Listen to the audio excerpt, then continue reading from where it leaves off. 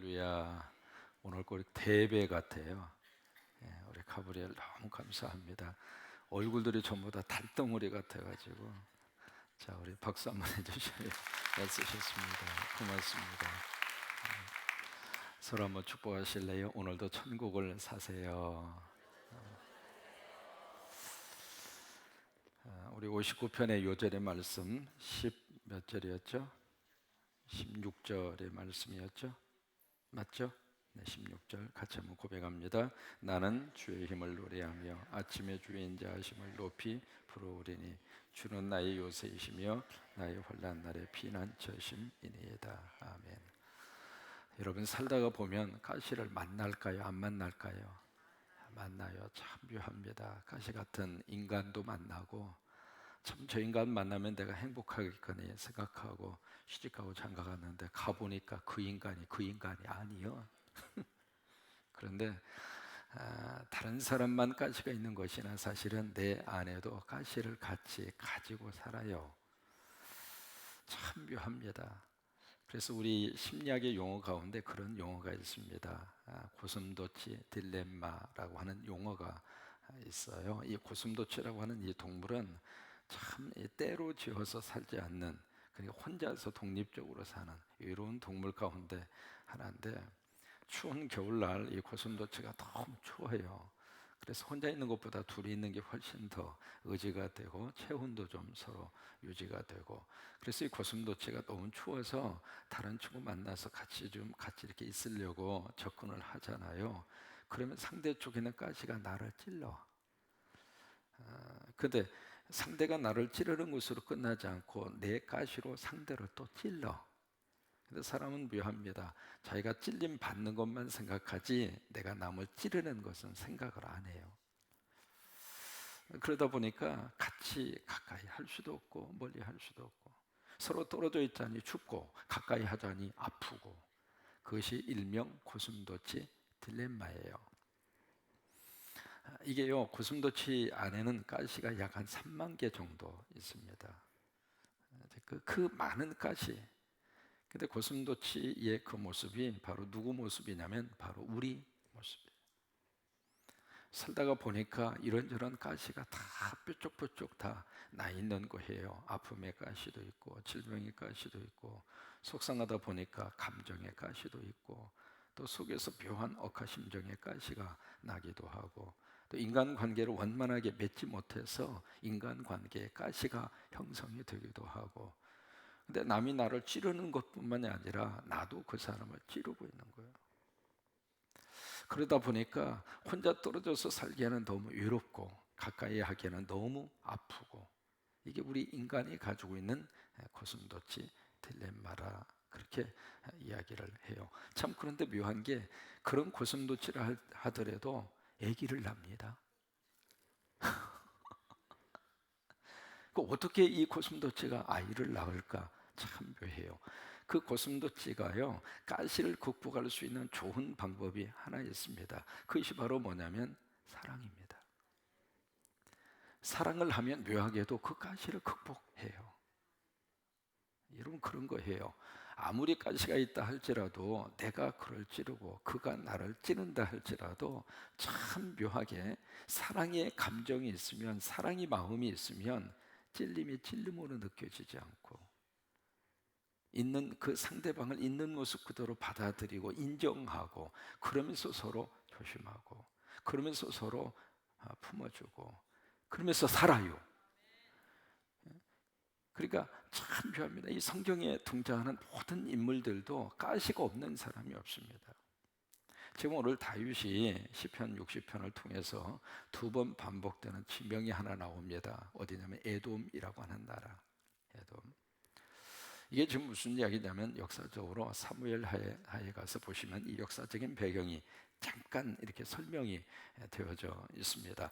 이 다윗이 계속 전쟁을 합니다. 왜냐하면 이 통일 국가를 형성하는 데 있어서 다윗이 끊임없이 외부의 적과의 싸움이 하루도 그칠 날이 없을 정도로, 그래서 그 전쟁 가운데 가장 치열한 전쟁이 저 북쪽에 있는 암몬, 그 암몬과의 족속과의 전쟁이 가장 치열했어요. 무려 2년 동안 치열한 전투가 벌어지게 돼요. 그래서 그쪽으로 온 군사력을 동원을 해서 거기서 치열한 전투가 벌어지고 있는데, 북쪽에서 지금 싸우고 있는데 남쪽에 있는 에돔이라고 하는 나라가 치고 올라온 거예요. 지금 다윗의 지금 상황이 어떤 상황이냐면, 총력을 기울여서 북쪽을 지금 막고 있고 전쟁을 치르고 있는데 또 남쪽에서 전쟁이 또 터진 거예요. 그러니 지금 위에서 전쟁을 중단하고 남쪽으로 갈 수도 없고 지금 그런 상황이에요. 지금 다윗의 입장으로서는 보통 지금 곤란한 상황이 아니잖아요. 지금 양쪽에서 가시가 다윗을 지금 찌르고 있는 그런 상황인데, 그런 상황에서 이 다윗이 결국 에돔에게 패합니다.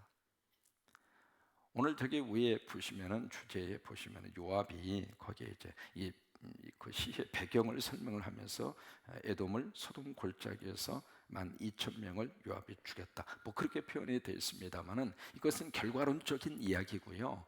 이 결과가 나오기 전까지 이 시의 배경을 보면 이긴 게 아닙니다. 처음에는 철저하게 에돔에게 졌어요.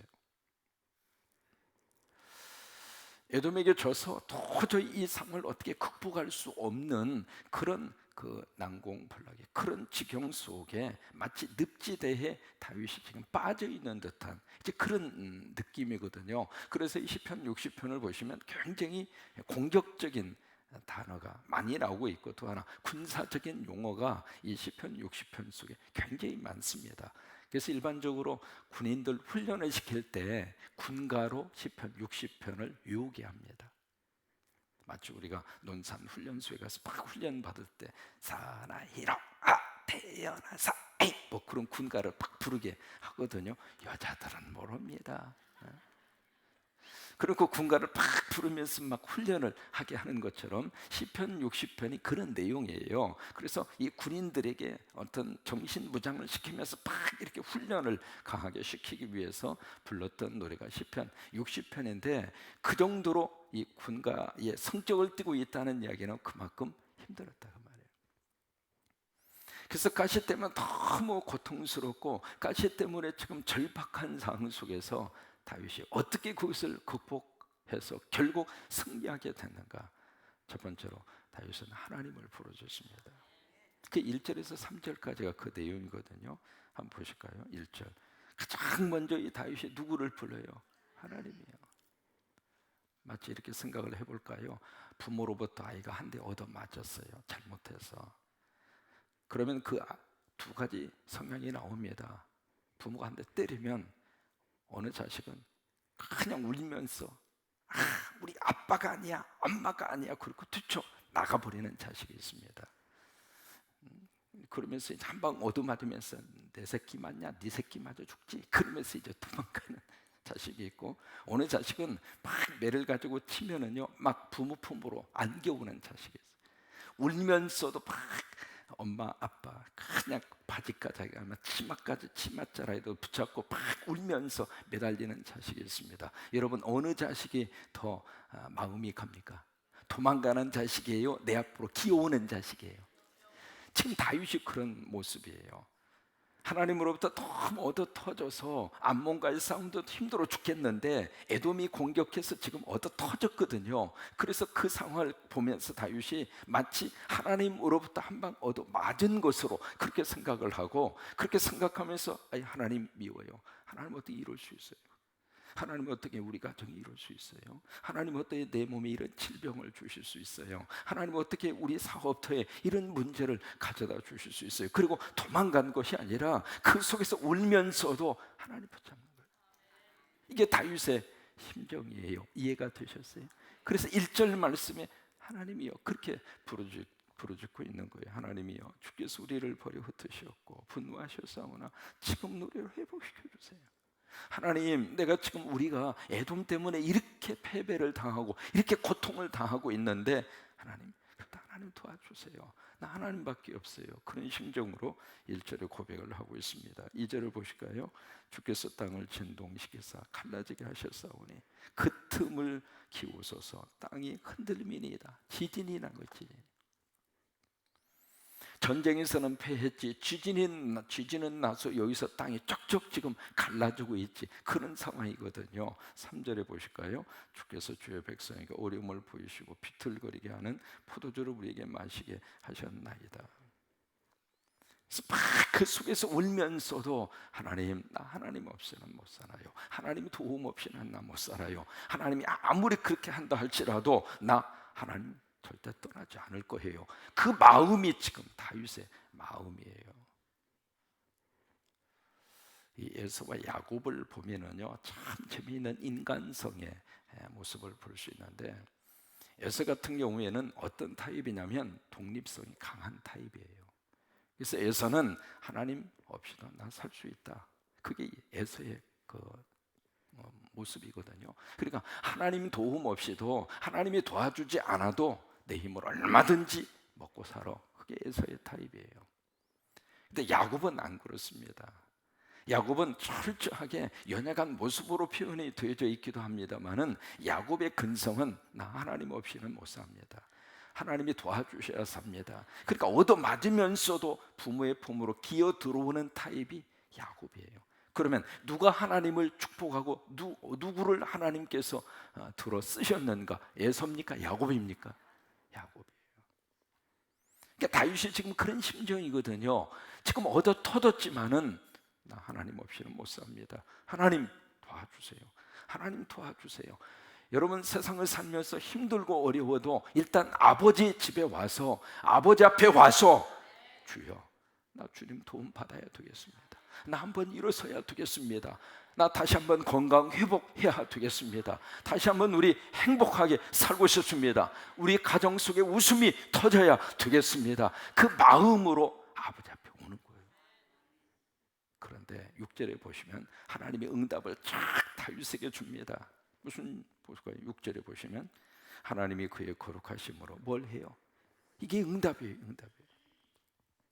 하나님께서 다윗에게 응답의 말씀을 이렇게 주시는 거예요. 우리가 그런 심정으로 아버지의 집에 와서 예배하고 기도하면 설교를 통해서 응답을 주시고, 기도를 통해서 응답을 주시고, 찬양을 통해서 응답을 주시고, 오늘 찬양이 얼마나 감사해요.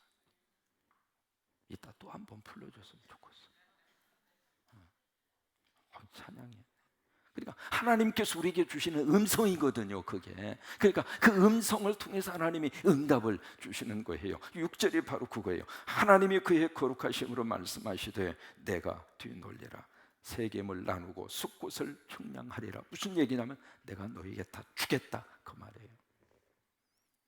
세겜은 요단반 서쪽에 있는 땅이고, 숫곳은 요단강 바로 동편에 있는 땅이고, 길앗, 7절의 길앗은 요단강 북쪽에 있는 땅, 길앗 므낫세는 저 북쪽에 있는 땅이고, 에브라임은 사마리아 그 땅이고, 유다는 저 바로 이스라엘의 동쪽에 있는 땅이고. 무슨 얘기냐면 6절 7절의 말씀이 이스라엘의 모든 땅을 다 회복해서 나 너한테 줄 거야, 이 하나님의 응답이에요.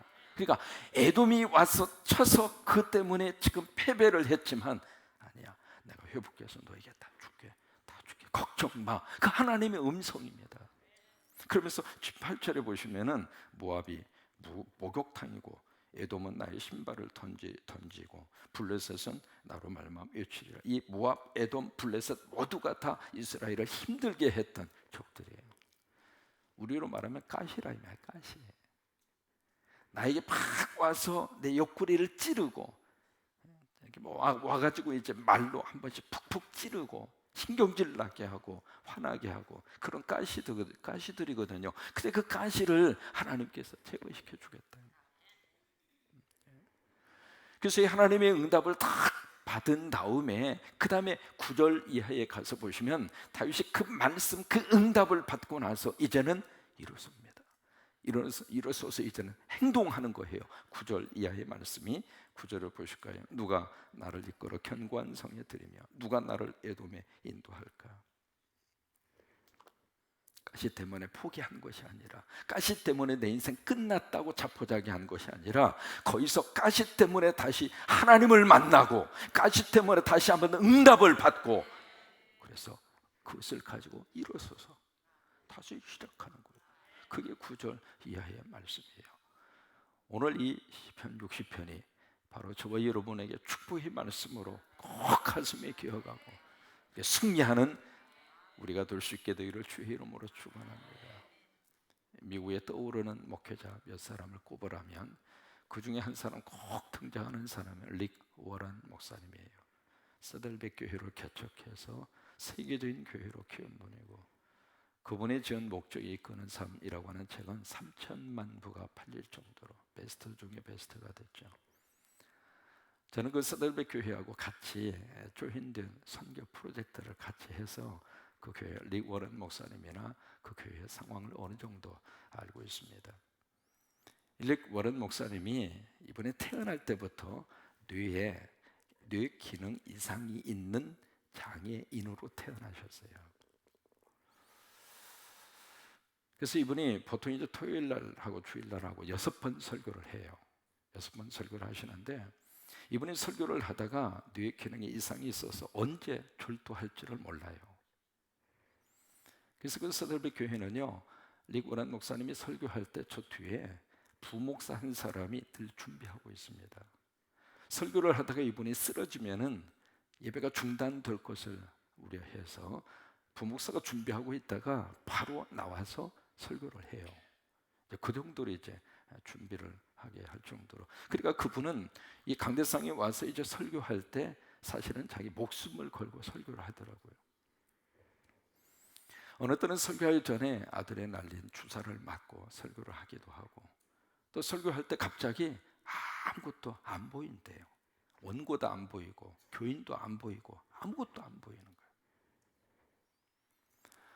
그러니까 태어날 때부터 이제 그런 모습으로 태어나서 마치 파킨슨 병을 앓고 있는 사람처럼 이렇게 떨어요. 가까이 가서 보면, 멀리서 보면 잘 안 보이지만 이제 그런 질병을 가지고 주님의 종이 됐고, 이제 목회 그 부모님이 목사님이셨거든요. 그리고 이제 그분이 서들백이라고 하는 곳에 와서 개척을 해서 그만한 교회를 이렇게 세운 거예요. 세웠는데 릭 워런 목사님의 고백 가운데 그런 고백을 합니다. 내가 25년 동안 내가 이 질병에 가시를 놓고 하나님 앞에 얼마나 많이 기도했는지 모른다.